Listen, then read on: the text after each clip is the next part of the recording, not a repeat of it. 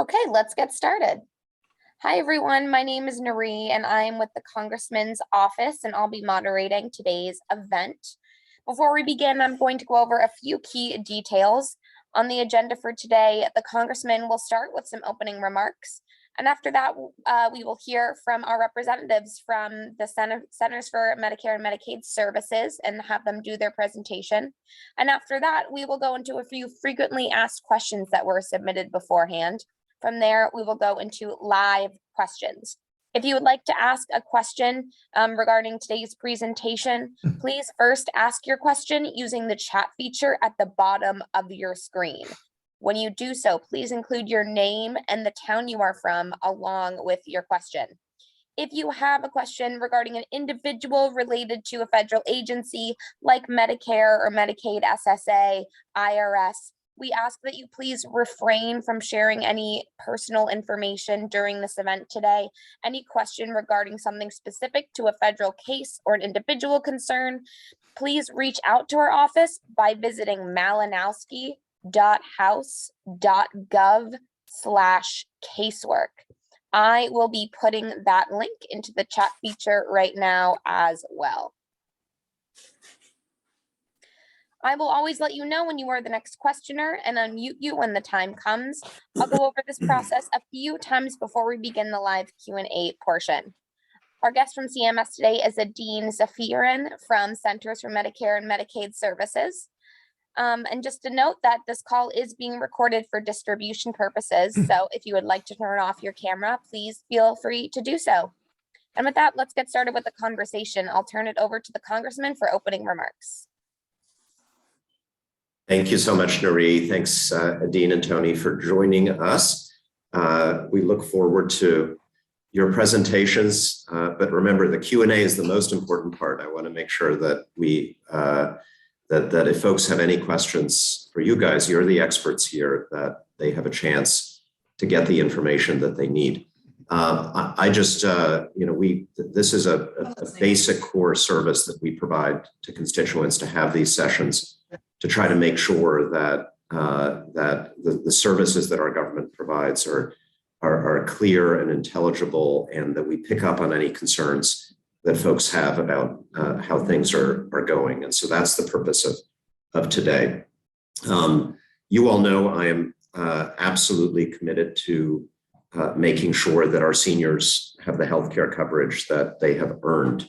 This is an earned program. It is a right that we earn as taxpayers, and it's incredibly important that everybody who has earned it has the peace of mind that comes with knowing that these benefits are going to be provided.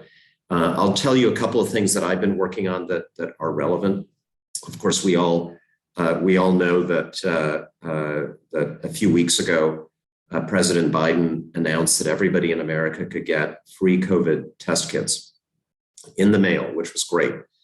I was super happy to see that announcement. But then we noticed there was one little loophole, and that is that it didn't apply to folks on Medicare. And that didn't seem right to me. So I got a bunch of my colleagues in the House of Representatives on a letter, over 100 actually, bipartisan letter that we shot off to the administration to say, you got to fix that problem. And a couple of weeks later, they gave us their answer, and their answer was, "You're right. This was a mistake, an oversight. There were some complicated things they had to do bureaucratically to make it work, but they made it work."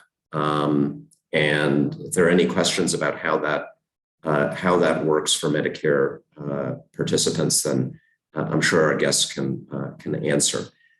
We've also been trying to, and this is a longstanding effort, to try to expand Medicare coverage in America to things like vision services, hearing services, ultimately even dental services. The Build Back Better bill had a provision expanding coverage, at least for hearing, for our seniors. You all know that got stalled in the US Senate, and it's unclear exactly how we're going to move some of those ideas forward, but we are going to try. This week, I'm also going to introduce an interesting little bill that addresses a huge priority of just about everyone in New Jersey, especially homeowners, and that's the SALT deduction, the state and local tax deduction. You all remember we used to be able to fully deduct our state and local taxes from our federal returns. 2017 tax law capped that deduction at $10,000. That hit New Jersey families really hard. I have been trying to get it back. So we have a new proposal that we're putting out that would fully restore the SALT deduction for everyone making under $400,000. That would cap it, but at a higher amount for people making over $400,000. And we figured out a way to do this over 10 years that would actually raise money. And we would dedicate the money that we raise to a new trust fund that would fully pay for Medicare hearing and Medicare vision. So I think it's pretty cool. It's sort of a win-win-win.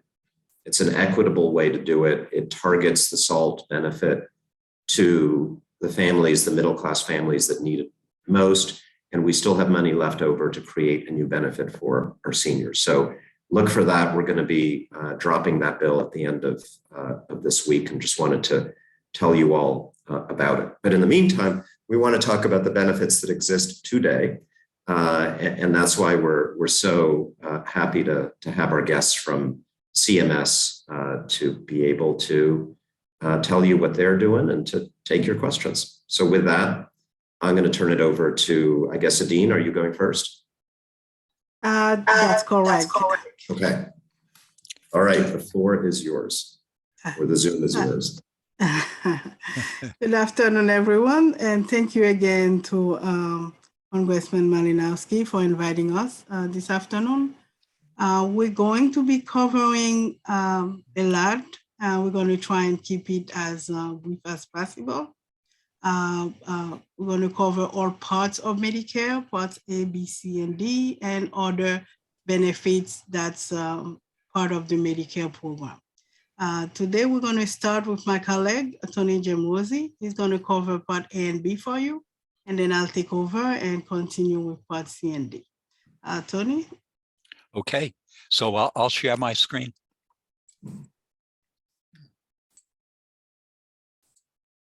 Okay, bing. Okay, getting started with Medicare. What is Medicare? Okay. It was created by Title 18 of the Social Security Act, which originally passed in as part of the Great Society legislation in the 1960s. And the title of the law is Health Insurance for the aged and disabled. And basically to be eligible for Medicare, you have to be 65 years or older. And there's to have a certain degree of Social Security coverage that you've paid Social Security, or you've been on Social Security disability benefits for 24 months or more, or you have Lou Gehrig's disease, or you have end-stage renal disease, which is total kidney failure, where you need either a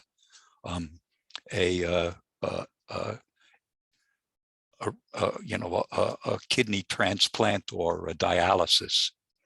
And you must be a US citizen or lawfully present in the United States for 5 years.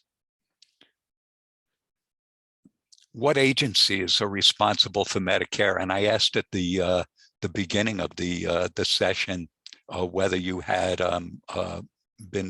received a presentation from the Social Security Administration, because the Social Security Administration handles enrollments and the premiums that you pay for Medicare. And if you're retiring under the Railroad Retirement Board, they also do the enrollment in Medicare and determine the premiums that you pay. If you're in the federal retirees program, and this is not FERS, which is the current retirement system, but the previous system, which I think was called CDD, something like this, where you weren't paying Medicare premiums, you were just paying into the retirement fund. The Office of Personnel Management will get you enrolled in Medicare and set your premiums and so forth. We at CMS actually oversee the operations of the Medicare program. So what are the parts of Medicare? Okay. The first A and B were part of the original legislation that passed in the 1960s. Congressional committee studies for the Hospital Association, hospital insurance part of Medicare Part A, go back to the Truman administration. Medicare Part B was sort of tacked on to the law when it was passed. The story is based on the medical insurance coverage that Medicare members of Congress and their staff had at the time. There is a Medicare Part C, which is going to come up on the new slide, which is originally it was based on special contracts that were given to health maintenance organizations back in the 1980s. But it's, the Medicare law has been amended many times over the years. And what the program now is called Medicare Advantage. And basically it's Medicare benefits paid by private insurance companies under contract with the government. The original Medicare legislation did not cover prescription drugs that could be self-administered. And that coverage was, the law was amended in 2006 to create a drug coverage system. And that also includes, is based on private companies providing insurance under government contract.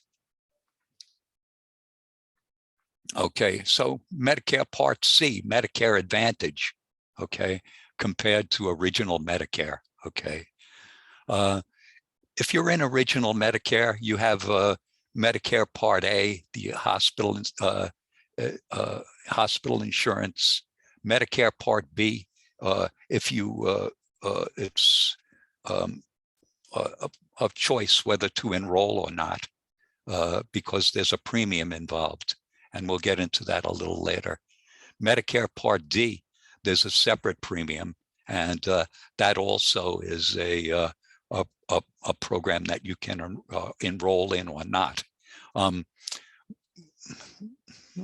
Whether to enroll or not is, a very something that you really have to think about, and we're going to talk about that later, because if there are late enrollment penalties also. To enroll in a Medicare Advantage plan, in other words, to contract with a health plan, private health plan under the Medicare Advantage Part C benefit, you have to be enrolled in Part A and Part B of Medicare. But most plans will include Part D and maybe some extra benefits. Not many retired sports personalities work for the federal government.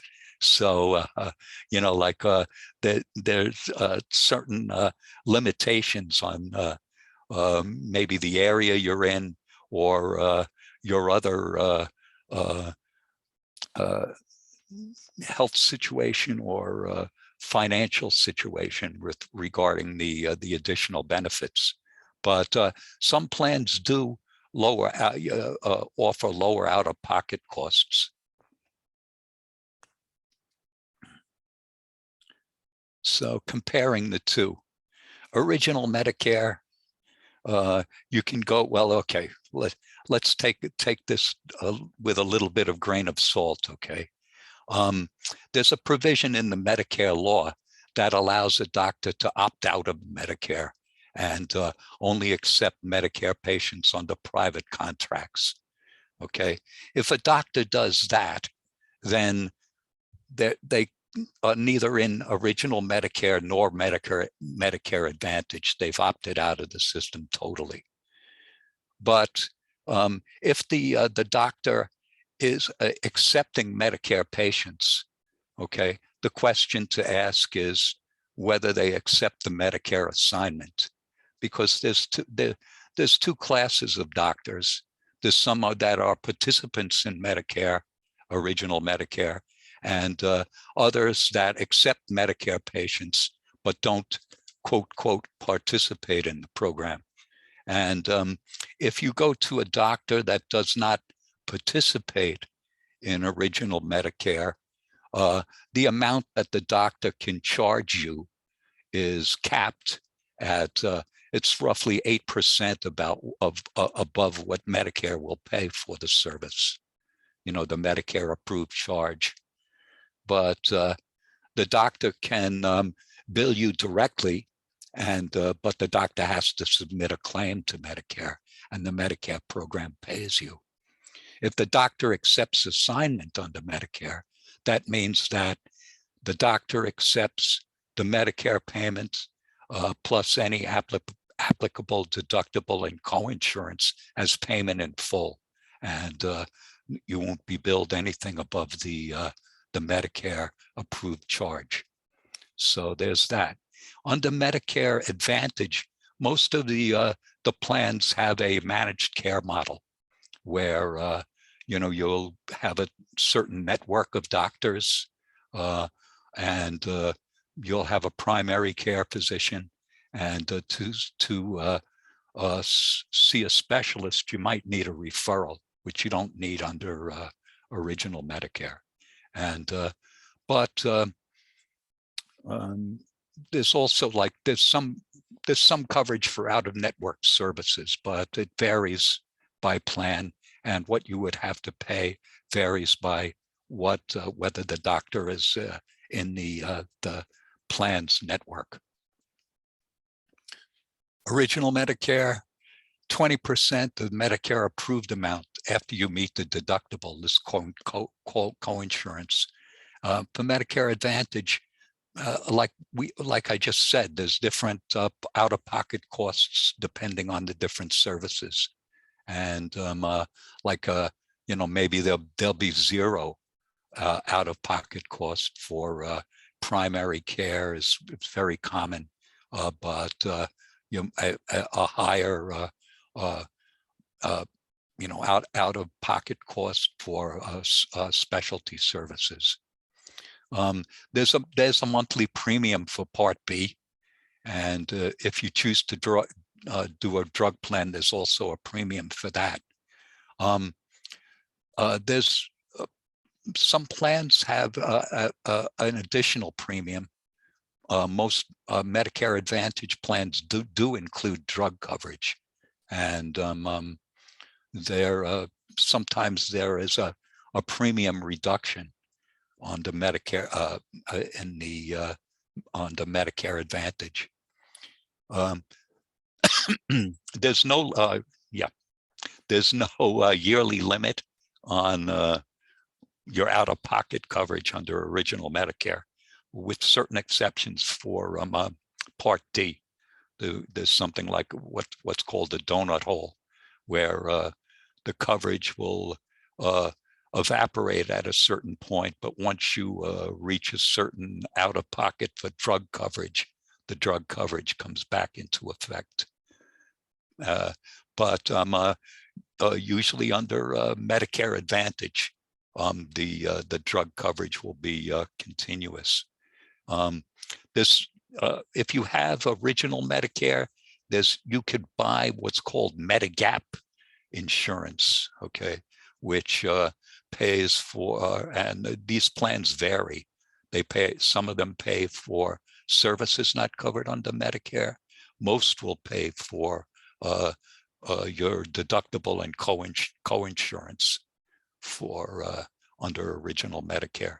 If you're in a Medicare Advantage plan, you don't need that because the coverage is sort of wraparound. Okay, medical necessity. Okay, medical necessity is sort of like the there is some there are we'll get into this later. There are preventive services that were added to the law over the years, but in original Medicare, medical necessity applies, and there's we'll get into this in a great detail, but there's a lot of services that are covered once that's met. The Medicare Advantage plans have to cover the same services as original Medicare, and they do some do cover eye exams and vision, hearing, and dental services.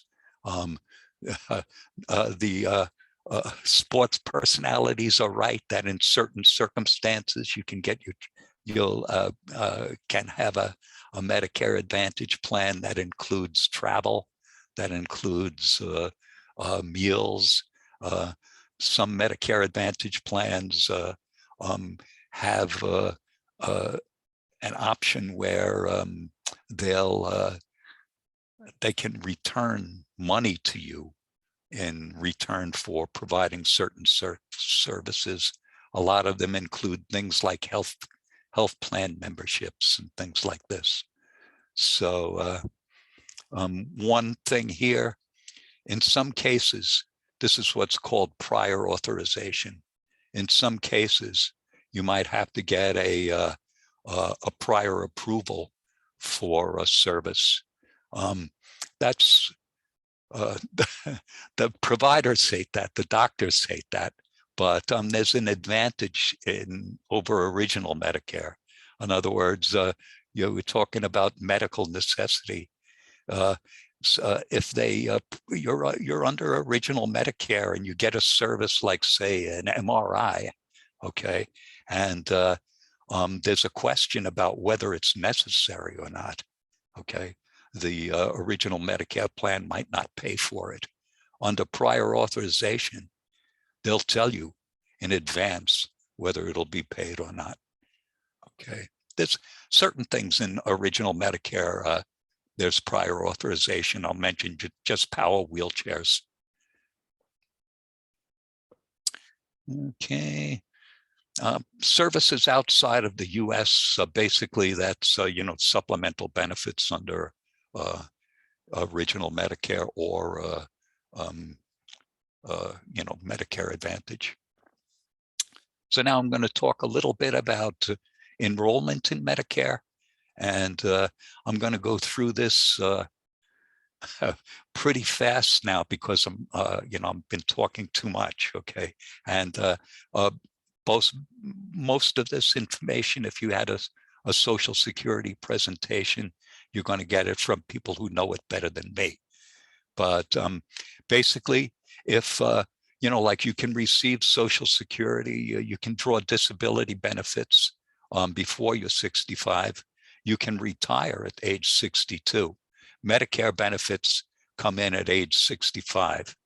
So if you're in one of those categories of people, you're on Social Security, either disability or retirement, they'll send you a package. Then talking about Social Security now, 3 months before you hit the age of 65. And after 25 months, the 25th month of your disability benefits, and it'll include your Medicare card, and they'll automatically enroll you in A and B, okay? You can refuse Part B, but, yeah, we'll get into that later. Okay.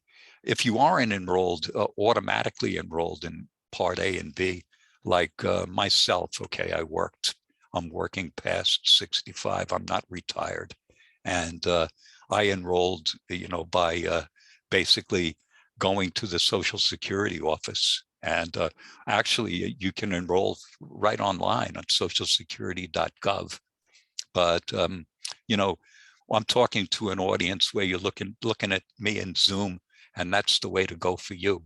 But if, like you don't have a computer, someone doesn't have a computer, or, someone is not comfortable with it, they can call up Social Security and talk to a claims specialist and get enrolled in this way.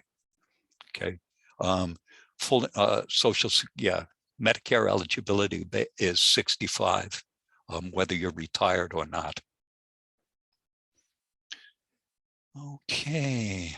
Initial enrollment, special enrollments, and general enrollment periods. We're about to talk about this. If you already have Medicare and, you're in original Medicare, or you want to change to, a Medicare Advantage plan, or vice versa, or you want to change Medicare Advantage, there's enrollment periods for this also. Okay, initial enrollment period. Here's the deal. Okay, you're about to turn 65.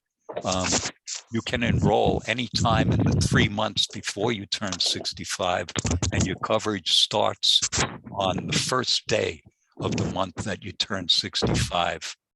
And even if you were born on the first day of that month, it starts on the first day of the previous month. Okay, you have 3 months after that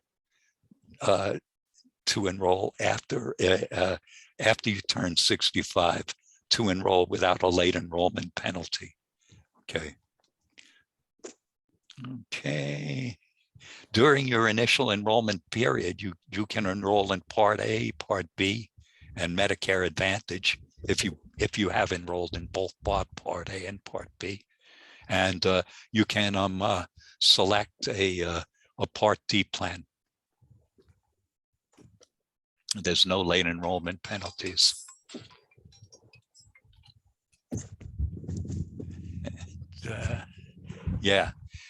Here's another thing is, you didn't enroll on your original initial enrollment period. And the reason why is because you're working and you have insurance through your work that duplicates what Medicare covers. It's what's called creditable coverage. Okay. The month that you retire that coverage ends, you have 8 months to enroll in Medicare without a late enrollment penalty. And the enrollment, though, there's a delay in it, and I think it's either 3 to 6 months before the Medicare coverage becomes effective. Okay, and here's now another scenario. You didn't do any enrollment, and it's been, you skipped your initial enrollment period, you skipped your special enrollment period. There's a general enrollment period from January 1st to March 31st of every year to get Medicare coverage beginning July 1st, but then you might have to pay late enrollment periods. So all of this stuff is handled by the Social Security Administration. And, go to socialsecurity.gov is a great source of information on, where to, how this whole system works. Okay. Now, here we're starting to talk about enrolling in a Medicare Advantage plan. And here it is, you've got Medicare, you're enrolled in Part A and Part B, and you decide that you'd like to, enroll in a certain Medicare Advantage plan. There's an open enrollment period every year that starts on October 15th and ends on December 7th for coverage to begin January 1st of the following year. The way this, Aideen's going to get into talking about how this actually works. And this is a good time for us to plug one of our websites, www.medicare.gov, which is our website for people with Medicare. And among the many uses of this site is to review the Medicare Advantage plans in your area and compare them. So what I'm going to say, okay. Say you're now enrolled in a Medicare Advantage plan. For the first 3 months of your enrollment in the Medicare Advantage plan, you can switch, okay? You can select a switch to another Medicare Advantage plan. You can drop the Medicare Advantage plan, return to original Medicare, and you'll, if you do that, you'll also be able to join a Medicare drug plan. You can't, like in this period, January 1st to March 31st, you can't switch from Medicare to Medicare Advantage plan. You have to do that in the open enrollment period.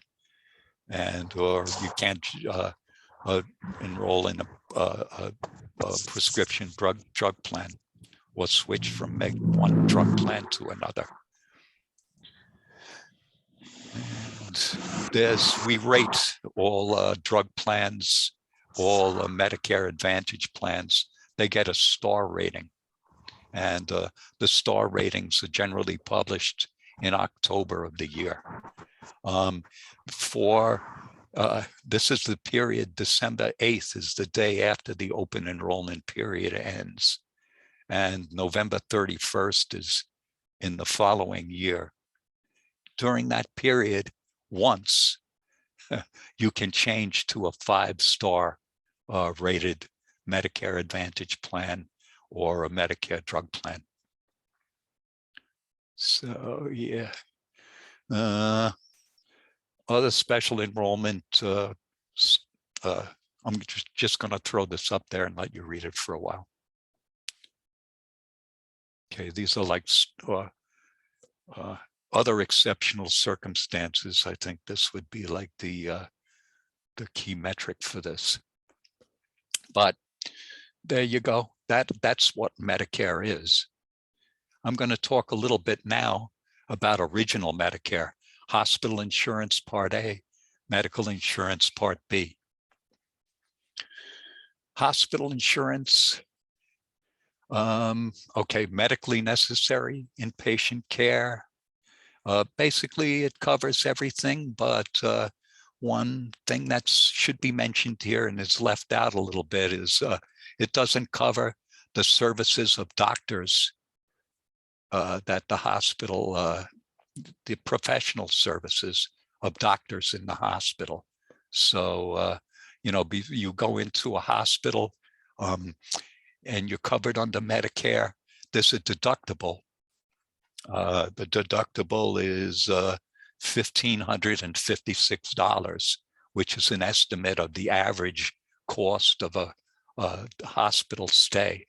And that covers you for up to 60 days of services in the hospital. I should back up a little bit here, because when we talk about inpatient hospital care and inpatient skilled nursing facility care, there's a concept called benefit period.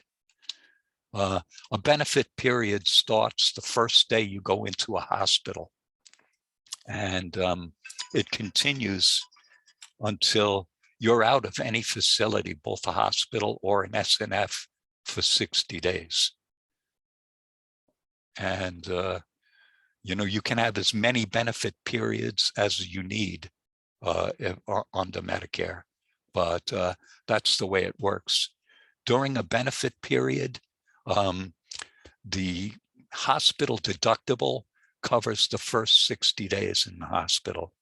If a person's in the hospital for longer than 60 days, there's a co-insurance payment of $384 a day, up to for days 61 through 90. If person's in a hospital longer than that, there's 60 days of lifetime reserve days that can be used to extend the coverage of the stay, and that costs $778 a day in co-insurance, roughly half of what a day in the hospital would cost. Skilled nursing care. A skilled nursing facility is not like a nurse. It's not a nursing home. It's rehabilitation. It's for people that require continuous, excuse me, skilled nursing services and other skilled services like physical therapy, occupational therapy, and so forth.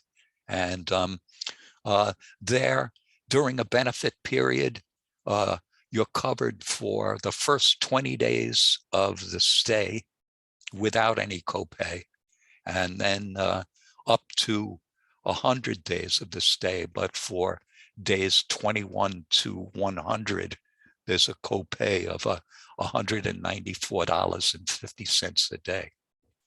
And there's a 3-day hospital stay. In other words, before you can have a covered stay in a skilled nursing facility, under the law, you have to have a previous hospital stay of 3 days or more.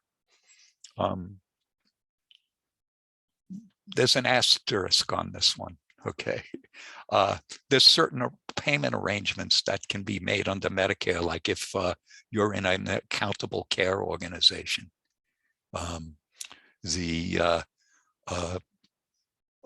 They can refer you to a skilled nursing facility without a prior 3-day hospital stay. And right now, under the public health emergency for COVID-19, this 3-day hospital stay is waived in general. So that's the other things covered under Part A. They'll pay for blood, but if they there's blood coverage after the first 3 pints if the hospital has to buy it. But you could either pay for the 3 pints or get somebody to donate, get people to donate for those 3 pints to cover the expense of it. Hospice care. This is for end-of-life care. Somebody has a chronic disease, a terminal disease, and they're not expected to live 6 months. The hospice can provide spiritual, palliative care services, nursing, and basically the idea here is that to help both the patient and the family at the time of approaching death. Home health care, the home health agencies, and basically what this is for is the person is confined to their home and they need skilled services, intermittent nurses coming in, physical therapy, occupational therapy, and so forth.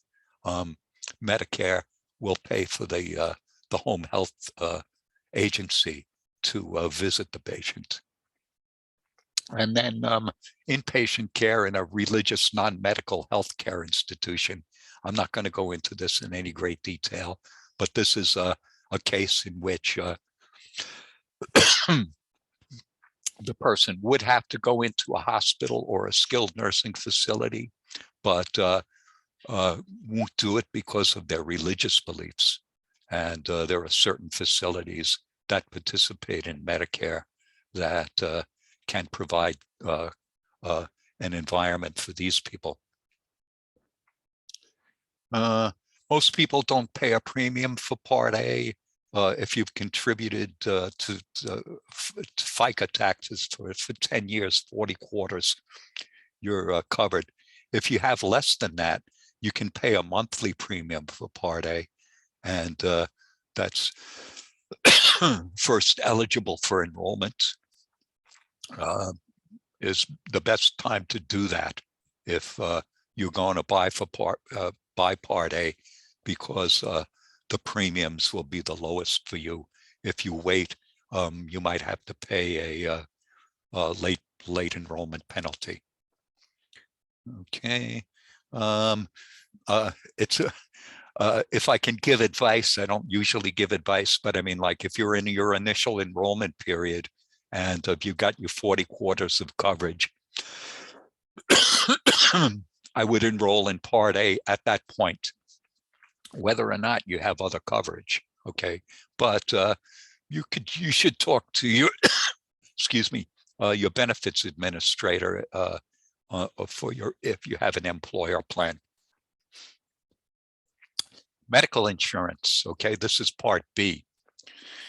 Doctor services, outpatient medical. This is where we're talking here about outpatient hospital, and clinical laboratory tests, durable medical equipment, walkers and wheelchairs, diabetic testing supplies, equipment and supplies, also surgical supplies, colostomy supplies, surgical dressings, preventive services. We're going to get into that in detail. Home health care. This we're talking about. You've exhausted your Part A benefits for home health agency, and there are physical and occupational therapists, speech language pathologists that participate as individuals in Medicare, and Part B covers their services too, as well as outpatient mental health services, not only of psychiatrists, but of clinical psychologists and clinical social workers. Then here's a list of preventive services that are covered under original Medicare. And the key point of these services is that for, like, say, most of the services covered under Part B, there's coinsurance, there's a deductible. You have to pay the first $233 of covered services in a year. And generally there's a 20% coinsurance for most services covered under Part B.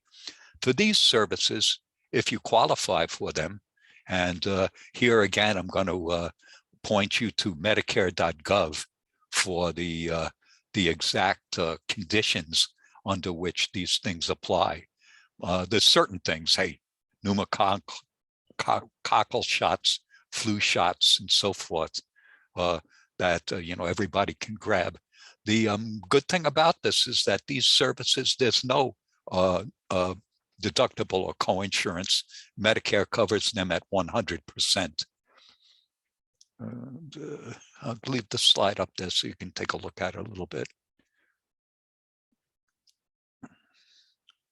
Okay, here's some things Medicare does not cover.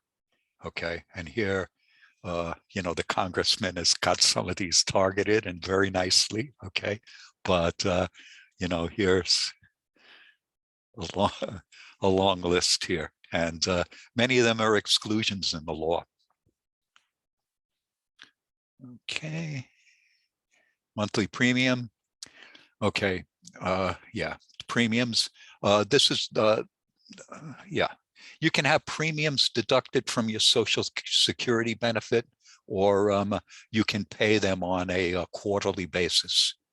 And this is another thing that the Social Security handles for us. Okay, some of the premiums rise based on income. This is both for Medicare Part B and Medicare Part D, the drug plans. So I'll leave this up there for a little bit.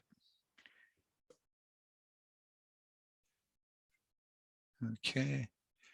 All right. I think I covered this. Okay. Okay, Medicare Advantage. You want to buy, okay, yeah. I think I'm going to hand it over to Aideen at this point, okay? So you want me to continue running the slides, Aideen? That would be great, Tony. That would be Okay. great. Okay. So, So- we are on page. This is 35. Medicare, Medigap, Ready? yeah. Yeah. Sold by private insurance companies. Boom, boom, boom. Yes. Okay. One moment, please. Okay, so we're gonna go a bit fast because we know time is passing by. So Medigap, as Tony mentioned in the beginning, it's a Medicare supplement insurance policy. So you buy that to basically fill a gap, exactly as the name implies. So you have Medicare Part A, you've got Part B, and you have Part D, and you buy the Medicare basically for anything that the Part A and Part B does not cover. So that usually means, so some basic benefits, Tony just put in a list of benefits that, for instance, Medicare does not cover. So if you buy that Medigap, so usually that's the whole reason you're buying it. It's to cover those benefits that Medicare don't cover. So we're going to go to the next page, honey. Okay. It only works with original Medicare, and that makes sense because, of course, Medicare Part Advantage, as Tony mentioned earlier, in Medicare Advantage, you get the part, it usually takes the place of Part A, Part B, and Part D. So if you have original Medicare, that's when you would need to buy a Medicare, because for Part Medicare Advantage, you would not need the Medicare policy because all those extra benefits that you're trying to fill the gap with would be covered on a Medicare Advantage plan. So that's what a Medigap is. So next one. What is the best time to buy a Medigap policy? Obviously, during the open enrollment period, you can buy that. That's again, that's when you turn 65. And you can buy it. It lasts about 6 months. It can be longer. You can also buy your Medigap during your Medigap open enrollment period. Some companies, they cannot refuse to sell it to you. They can make you wait for coverage. Of course, they can charge you more because of any past or present health problem. So during this are the time that you should be buying the Medigap policy. Again, it is very important to remember that Medigap only works with the Medicare, original Medicare. So if you intend on buying the Medicare Advantage plan, then Medigap is not for you. What else about Medigap? And so yes, you can go ahead and move on, Tony. So now we're going to talk about the Part D plan. Part D is obviously the Medicare drug coverage. Here's what you need to know about it. For you to be able to buy the Medicare drug coverage, you have to have Medicare Part A and Part B. You cannot buy it by itself. You have to have Medicare Part A, you have to have Medicare Part B, then you can buy the extra Medicare drug coverage. Here's another important thing you need to know about it. When you are eligible to buy it, you should buy it. Because if you don't and you wait too long, you will be paying what we call a late enrollment fee. Those are the two most important things you should know about the Part D program. That you have to have Part A and Part B, it is for your drug benefits. And if you wait too long, you will be paying a late enrollment fee. And the way it's calculated is very simple. For every 365 days, basically a year, that you could have had your Part D benefits and you don't have it, that late enrollment accumulates.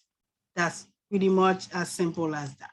That's all you got to remember. So if you turn 65, you enroll in original Medicare and you say, oh, I don't need the Part D right now. And you wait for next year and you say, yes, I think I should definitely get it right now. Most likely you will definitely get a late enrollment fee. The only time you would not be getting that late enrollment fee, if you can provide us with proof that you have creditable coverage. What does that mean? It means that you had, you were getting your drugs from a plan, from a state plan, from a state benefit, something like that. Something that is either as good as what we would be giving you or better. It cannot be less. It has to be as good as or better. Less than that, then you would also incur that late enrollment fee. So it is important to remember those three things. You gotta have Part A and Part B. If you need the drug, if you don't do it, you'll have a late enrollment fee unless you can give us proof that you had creditable coverage of drug benefits during the time that you should have had it and you didn't have. Okay. We'll move on. How does Part D works? Go back up, Tony. Pretty much exactly what I just told you. You can choose a plan and join. You may have a lifetime penalty. I just told you why. You have a list of covered drugs. Your out-of-pocket cost may be less if you use a preferred pharmacy. So basically that's it. Next slide.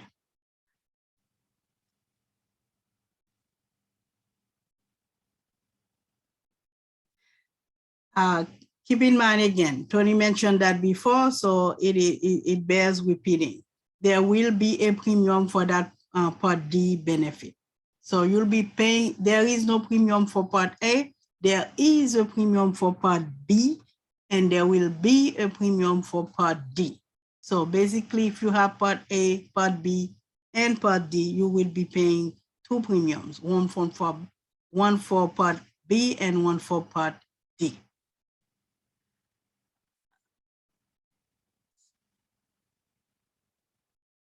Okay, so now we're looking at this slide. You see a lot of numbers. I'm going to break it down very simply for you.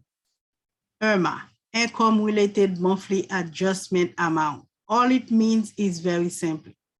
When Social Security is calculating the premium that you would be paying, if they looked at your income and you have more than what you should have, that premium will be more than, your premium will be more.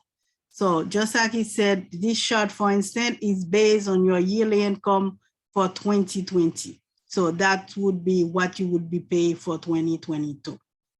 Usually people get a bit confused, so let me say that again. So for 2022, this year, if they are calculating what your income-related monthly adjustment amount would be, it would be based on your 2020 income, not last year, 2 years prior. It's important that we know that, because sometimes people say, well, why are they going so far? That's just the way it's calculated. And that's done by Social Security, not by us. But that is pretty much what this whole chart is all about. You pay the IRMA, it's more, they looked at your income. If it is more, you pay an extra. So you would be paying that regular premium plus that extra. Next, Tony.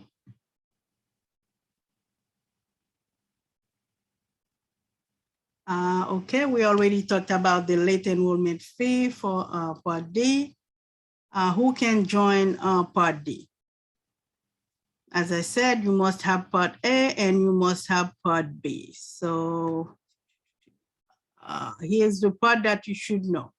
You must live in the Plains service area. You cannot be incarcerated. You cannot be unlawfully present in the US, meaning you cannot be undocumented. You cannot live outside the US. So that part is very important to remember. You must live in the Plains service area, meaning that you cannot buy a plan that's in, let's say right now you are in New Jersey. Let's say you have friends that just happen to live in Alabama, and they say, oh, it's a very cheap plan. You cannot buy that plan. You must be in that service area. That's very important you remember that. So when you're buying it, always make sure that, of course, it's going to ask you for your zip code, your state, and all that. But remember that it's important. The service area is very important. And the rest is pretty much self-explanatory. You can't be in jail, you cannot be undocumented, and you cannot live outside of the United States. When can you enroll in the Part D plan? Again, during that 7-month initial enrollment period that Tony talked about earlier, meaning that 7 months, remember again, 3 months before the month that you turn 65, the month that you turn 65, and 3 months after that. So that's the 7. So during that period, you can enroll in a Part D plan. You can also do it during the every year from October to December. You can also, if you do that, then the coverage starts, let's remember, January of the next year. Anything else? Okay, how do you choose a Part D plan? Pretty much just like a Medicare Advantage plan, which I'm going to cover soon. The Part D plan, you can do it as Tony said. We're going to again plug in our website. That's medicare.gov. Again, medicare.gov.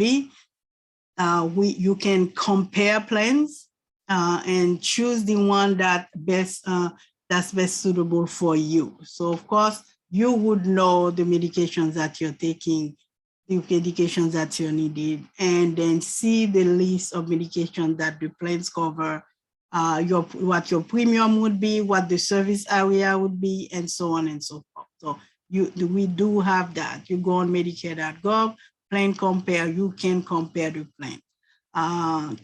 Let's see what else.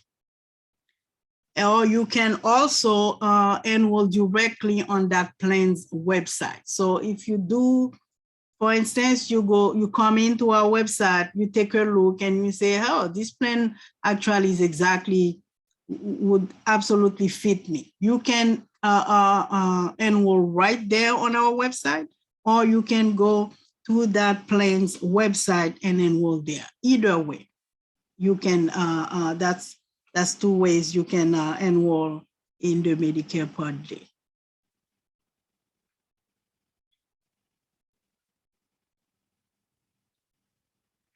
Should you enroll in the Medicare Part D plan? Of course, this will be an individual choice. As long as we remember the things that I said earlier, you have to have Part A, you have to have Part B.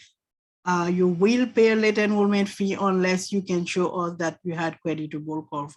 But should you enroll, that is 100% an individual choice for you to make based on your needs, on your discussion with your primary care physician, and so on.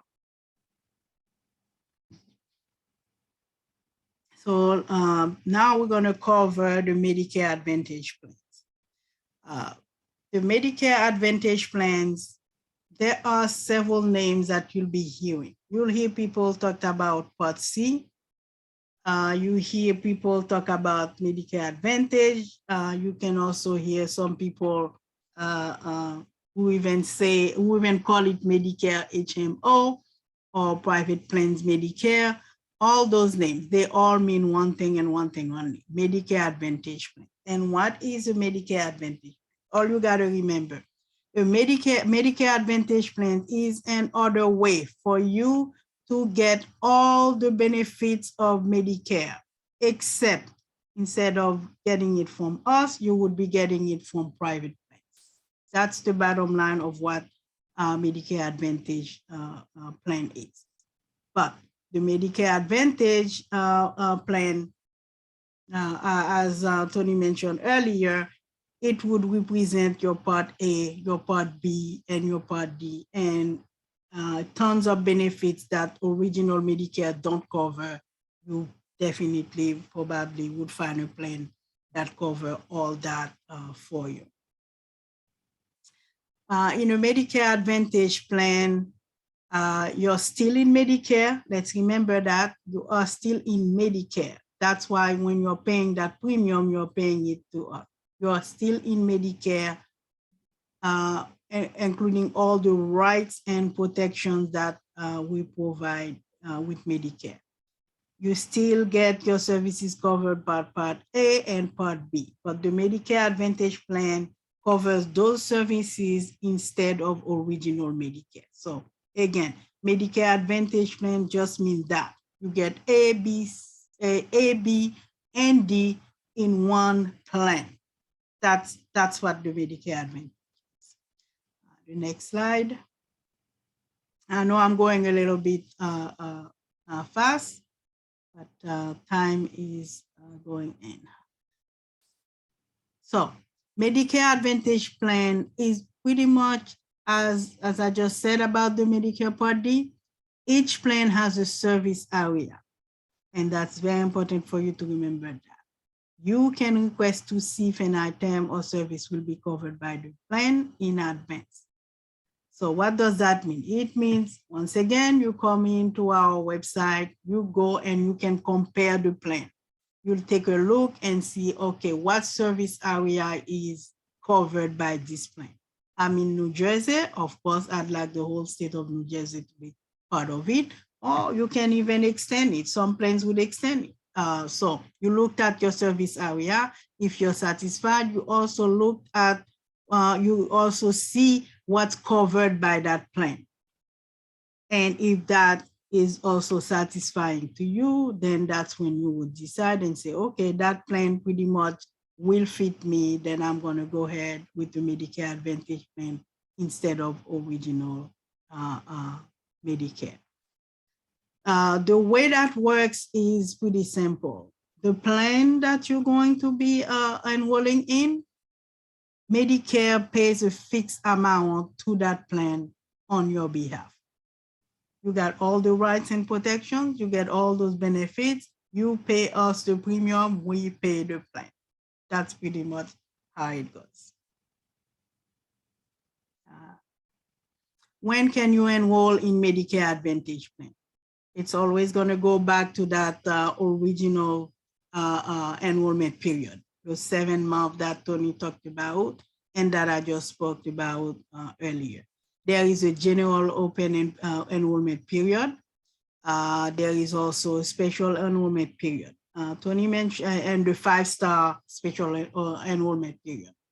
Tony went over them, so I won't go over them, but these are the periods when you can enroll in the Medicare Advantage plan.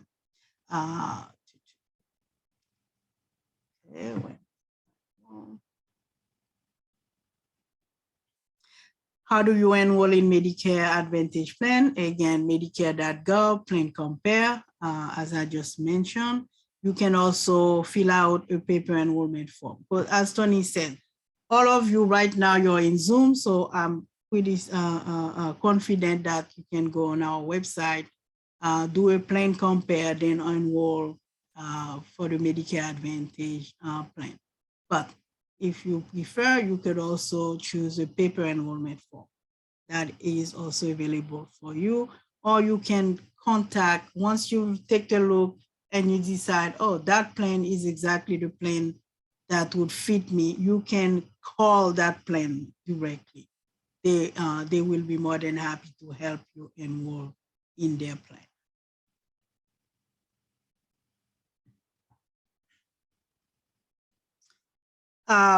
Just like the Part D, should you join the Medicare Advantage plan? Again, that will be 100% an individual choice. That will be your decision once you compare the plans, once you figure out, first of all, what are your needs, your health needs. You discuss that with your primary care physician, discuss that with your family, you know what your needs are, then you decide, will my healthcare needs, will they be met better by original Medicare or by Medicare Advantage? That is a choice that you will be made.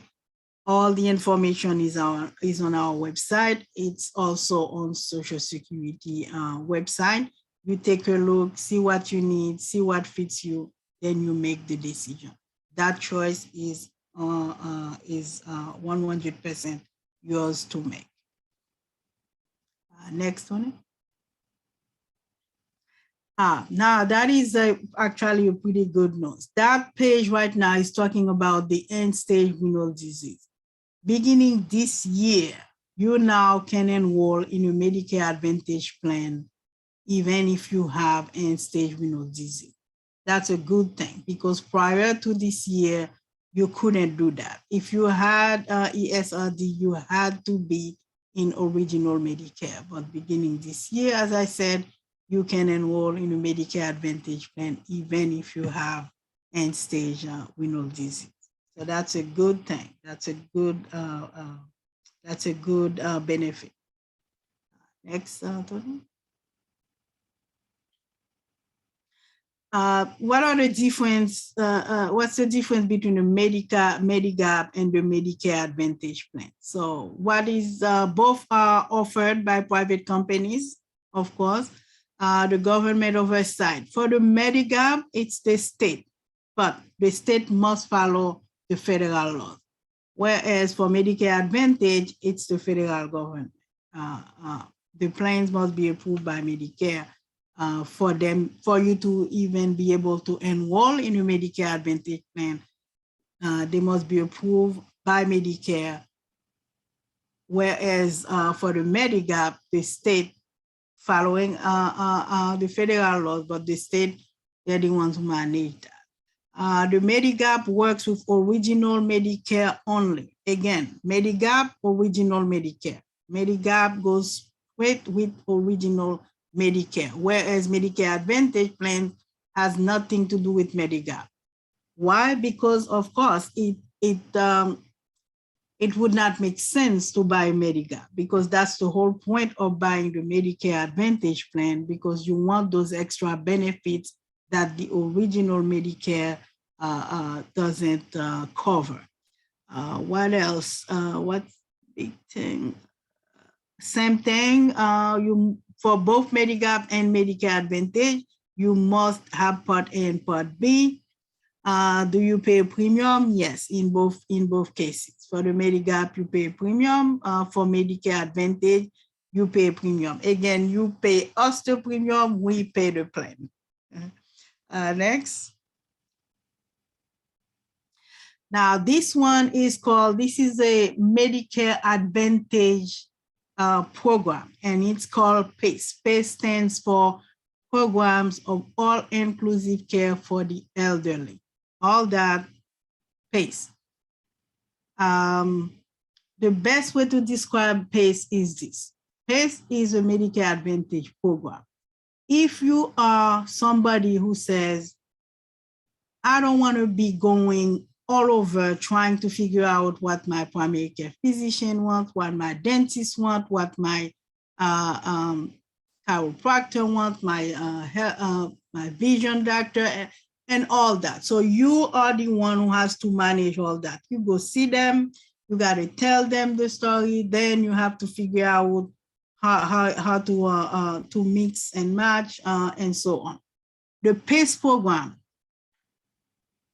if you're tired of doing that, the PACE program would be perfect, because the whole PACE program is you have a team of professional providers, and they all work for nothing else but for you.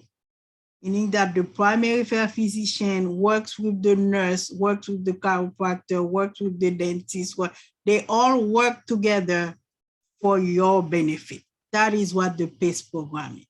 But of course, the PACE program, even though it says you have to be 55 and older, I'll say the number one thing you need to remember about it is for you to be able to enroll in the PACE program, you must need a nursing home level of care, but you want to stay at home. I'll repeat that again. You must need nursing home level of care, but you want to stay at home. That's where the PACE program enters. So that's the reason you have that team of medical providers and professional healthcare professional, and they all put together, making sure that while you are at home, everything you need is covered. That is pretty much PACE in a nutshell. Next, Ronnie. Next page. What I'm going to be saying about the Medicare and the marketplace is pretty much this.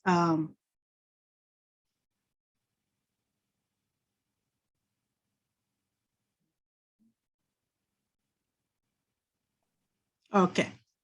Just like he said, it's against the law for someone who knows that you have Medicare to sell you a marketplace plan. It's against the law. You can't have both.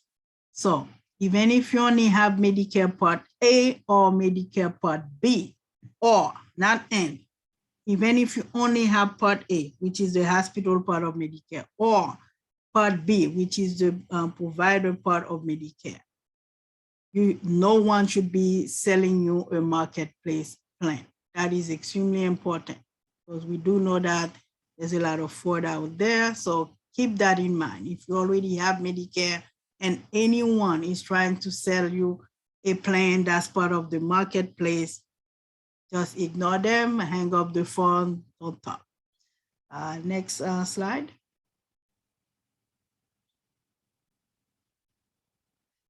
Now, if you already were in the marketplace, you had a marketplace plan and you now are eligible for Medicare, you can still keep the marketplace plan after your Medicare coverage begins. Once your Part A coverage starts, you'll no longer be eligible for any premium tax credits. So that's the part that you should keep in mind, that once the Part A coverage starts, you're no longer going to be eligible for any premium tax credits or other cost savings you may be getting for your marketplace plan. So it is very important that if you're part of the marketplace, you turn 65 and you want to be part of the Medicare program, keep in mind that you can keep the marketplace plan, but all the savings and the tax credits, you will no longer be eligible for them. Next.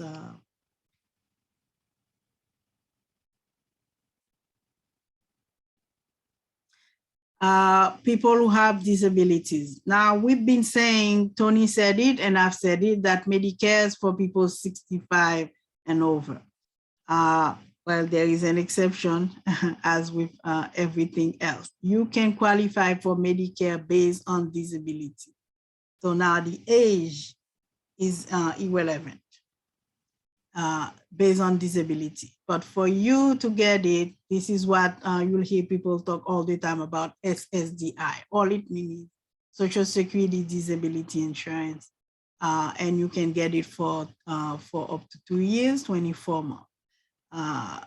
And for you to get that, it's obviously based on the disability, not your age. That's pretty much all it means.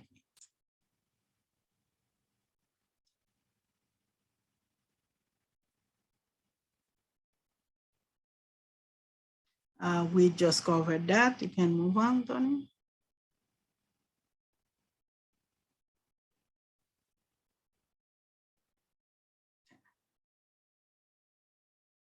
Okay, so we're going to quickly talk about help for people with limited income. The MSP, the Medicare Savings Program. So we are definitely trying our best to put the words out for all the programs that are out there for folks with limited income. The Medicare Savings Program, there's Extra Help, there's Medicaid, there's the CHIP, and so on. So we're gonna cover a few of them. Next, Tony. You can go to the next slide. So what is Extra Help? It's programmed to help people pay for the Medicare premium for the part. It's also called low income subsidy. If you have low income and resources, you can, there are programs out there to help pay for your premium, for the deductibles that come, for your co-payment. So for instance, Medicaid, if you are eligible for Medicare, for Medicaid, therefore you would be what is called a dual eligible person, meaning that you have Medicare and you have Medicaid. Where Medicaid comes in is it's not to provide really the health care. It's because it comes in and it takes the premium and the deductibles and the copay for you. That's what Medicaid. And there are some other benefits. We're gonna go over that. Go ahead, Tony.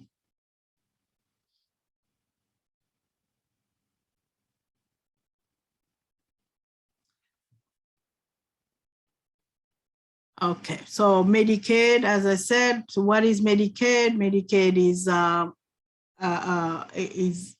it's a joint program from the federal and the state. We pretty much come up with all the policies and the state manage that program. We're not covering Medicaid today. The only reason we're bringing it on is bringing it up is just to tell you that that is a program for low-income individuals, and the Medicaid would be there to help you in the sense that it will take over the premium, the copay, and the deductible for you if you qualify based on your income. Next slide. Next slide. How are Medicare and Medicaid different? I'm covering this because we get this question all the time. Medicare is a federal program. Medicaid is a federal and state program. Again, the Medicaid is managed by the state. This is the reason every single state has their own, manage their Medicaid program differently. So you're in New Jersey, and let's say 6 months from now, and you said, let me move to New York. When you come to New York, you have to reapply for Medicaid, even if you had it in New Jersey. Let's say 2 years later, you said, I'm going to North Carolina, you would have to reapply for Medicaid. So every time, each state, you have to apply for Medicaid and that in that state and see, first of all, do you qualify? And if you do qualify, the benefits vary because the states are the ones that manage the state program. Medicare, as I said, is a federal program, is 65 and older, whereas Medicaid is it's for any age. What else? Those are pretty much the two big difference. And then you've got the CHIP, and it stands for Children's Health Insurance Program. And since it has the word children in it, so it goes without saying that this is for children. And again, low income. So consider it a Medicaid program for children. That would be what the CHIP program is. Next. These are some helpful websites when you receive the slides. This will help you with that. What's the next website? Tony, go ahead. Okay. So these are the key points that we would like to remind you. That Medicare is a health insurance program. Medicare doesn't cover all of your healthcare costs. You have choices in how you get coverage of Medicare. the decisions that you make will affect the type of coverage you get. Certain decisions are time sensitive. Remember, when we talked about the late enrollment fee. So certain decisions you make will be time sensitive. So if you are about to be 65, I strongly urge you to start thinking about it, visit our website, do some research to figure out what's going to work for you. And there are programs for people with limited income and resources that can help you paying for Medicare. What's the next page? Okay, so we would definitely appreciate it if you give us some feedback. The only thing we would say is when you do the feedback, somewhere in there, put the word New Jersey Town Hall. And I think that's it, Tony. Thanks so much, Adine. Okay. We did go quite over, so we won't have time for questions this evening. However, we are more than welcome to take your questions on our page here. I'm going to put it in the chat feature. It's malinowski.house.gov/contact our office. You can contact our office that way, and we will do our best to answer all of your questions. A few people have asked if we will be sharing these slides. We absolutely will be, most likely sometime tomorrow. So expect that in your inbox. And with that, just want to say thank you everyone for joining. And thank you for inviting us again. Okay, yeah, thank you. Thank you. Thank you.